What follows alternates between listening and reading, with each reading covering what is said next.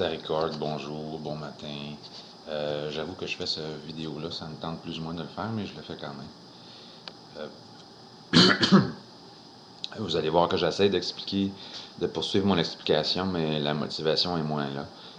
Ça me tente moins de le faire que la semaine passée, probablement parce que le passé c'est le passé, puis on ne peut pas rien changer au passé, là, mais je tiens quand même à... Aussi, j'étais un petit peu tanné de la polémique. Euh, je la nourris pas, je fais simplement l'expliquer et ces explications-là vont se terminer par des excuses euh, acquis de droit. Euh, je vous ai présenté ce matin un document que tous les prétendants ou participants ont reçu. Vous remarquez à la fin, c'est écrit qu'on encourage des activités simples et gratuites. Euh, alors voilà, ça n'a pas été nécessairement le cas. Les gars ont fait des activités des fois qui coûtaient des sous, enfin toute l'idée de cadeau. J'ai pas interféré là-dedans, là, mais sachant très bien que, que c'est ça. Qu'en faisant des cadeaux, ben, c'était de l'argent qui sortait de leur poche, là, mais l'autre chose que je veux dire, c'est que je suis vraiment tanné. Euh, Pas tanné, mais déçu, puis un peu découragé de la tournure des événements. C'est plus juste, là. Un peu déçu. J'aurais pensé que le concept aurait pu bien passer. Il a pas été, ça n'a pas fonctionné comme je le voulais, c'est-à-dire de raconter cette histoire-là d'une fille qui s'appelle Julie Simard, de laisser croire à tout le monde, médias inclus, que c'était une vraie fille qui interagissait avec des vrais gens. Et au bout d'un certain temps, pour le début de la saison 2, elle aurait été progressivement dévoilée. Ça aurait donné un impact différent. Le chat est sorti du sac pour des raisons légales, c'est-à-dire que j'avais signé un release avec les gars. Euh, et ce release-là avait une zone grise, dans le fond. Ça ne mentionnait pas que Julie était une comédienne et que Julie Simard, la série était une fiction. Donc ça l'a... moi, je vivais avec le risque. Canoë, Espace Canoë, Canoë TV, enfin Québécois Média, le légal. Puis plusieurs personnes là-bas, je les comprends très bien, eux ne vivaient pas avec ce risque-là. C'est ce qui a fait en sorte que la série était retardée, c'est ce qui a fait en sorte que j'ai dû retourner voir les gars, les informer que c'était pas que c'était une comédienne et leur demander de signer un deuxième release. Il y en a qui ont signé, il y en a qui n'ont pas signé.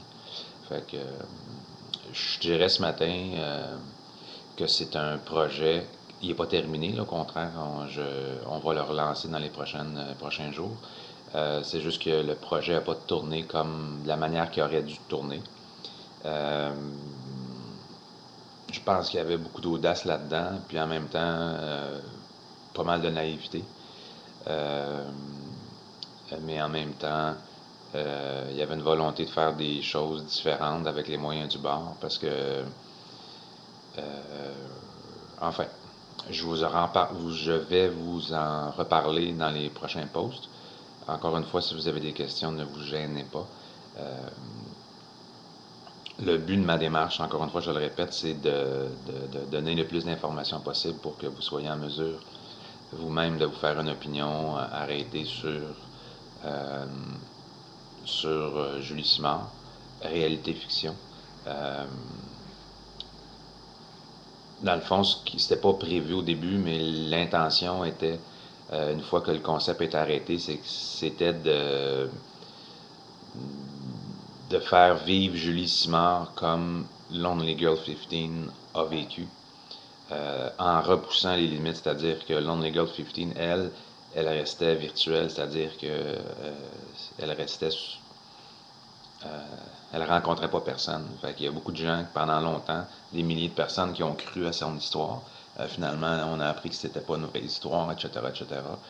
Moi, ce que j'ai fait, c'est que j'ai pris cette idée-là en quelque part mélangée avec la réalité, la fiction, expérience personnelle passée, de love story, etc., etc., pour repousser les limites, c'est-à-dire de rencontrer ces gars-là.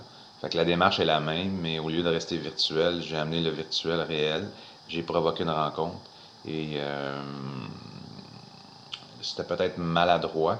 La réaction, en tout cas, de la majorité des gens, elle est complètement négative.